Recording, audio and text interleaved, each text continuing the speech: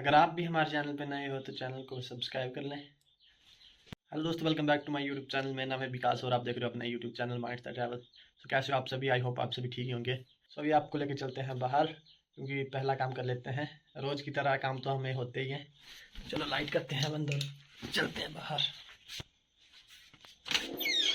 आज कुछ मौसम ठीक लग रहा है, धूप लगी हुई है बिल्कुल अच्छे तरीके से।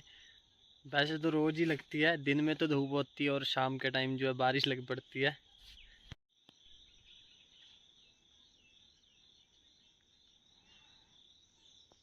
सो अभी हम जा रहे हैं अपनी गौशाला की तरफ, क्योंकि हमें फेंकनी है मल की डल।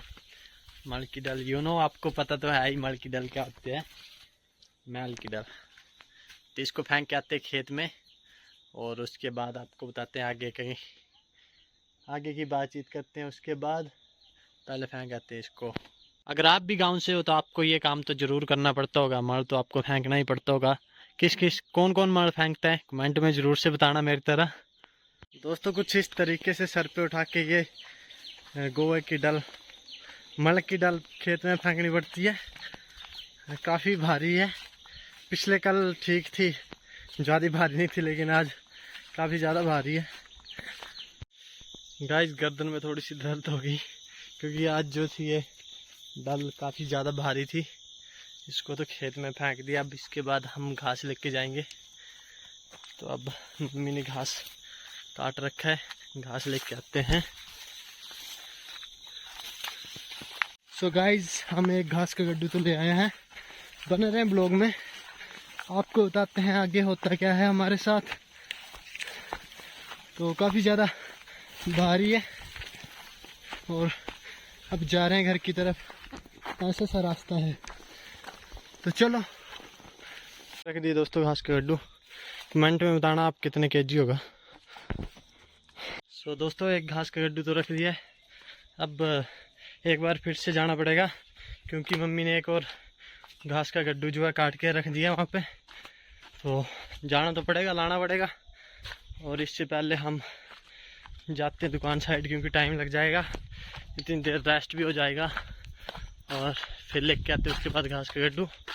उसके बाद चलते फिर नाडू, नहाते हैं, पानी लाते हैं और फिर आते हैं घर। कुछ ऐसी सी ज़िंदगी चल रही है दोस्तों कि क्या ही बताएं आपको। पता नहीं कौन से पीक पे ज़िंदगी चली हुई है। ये जो रखे हुए हैं दोस्तों मक्की के छिलके, इसको हम अपनी लैंग्वेज में चोपड़ बोलते हैं। आप क्या बोलते हो कमेंट में बताना। सो गाइस दुकान साइड गए थे थोड़ी देर रेस्ट करने, रेस्ट क्या बातचीत करने। वहाँ पे महफिल लगी रहती है हर टाइम, तो बस थोड़ी देर बातचीत कर रहे थे और फिर से जा रहे हैं हम घास लेने। मम्मी ने दूसरा घास का गड्ढू भी तैयार किया होगा, तो ले आते हैं और फिर मिलते हैं आपसे उसके बाद। दोस्तों खेत में पहुंच चुके हैं घास लेने, और थोड़े दिनों बाद इन मक्खियों को काटने का काम भी पड़ जाएगा। सो देखते रहना आप ब्लॉग में कि कैसे हम मक्खियाँ काटेंगे आने वाले दिनों में। और अभी तो घास लेने जा रहे हैं नीचे वाले खेत में। यानी यहाँ पे खीरे नहीं लगे हुए हैं, नहीं तो मैं आपको खीरे बताता। सो दोस्तों दूसरा घास का गड्ढू भी ले आए हैं, और गांव में कुछ ऐसा सिलसिला जो है वो चलते रहता है। कभी एक घास का गड्ढू जो है वो लाना पड़ता है, कभी दूसरे घास का गड्ढू को भी जाना पड़ता है। तो अगर आप भी गांव में रहते हो तो आपको तो पता ही होगा कि कितने बुरे हाल होते हैं गांव में।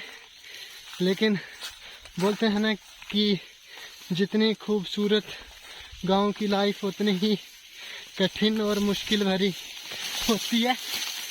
ऐसे मक्की की खेतों से होके जाना पड़ता है। दोनों घास के गड्ढू जो हमने पीछे रख दिए। अब चलते हैं खेत में और ढूंढते हैं अपने लिए खीरा, क्योंकि खीरा खाने का मन कर रहा है अभी।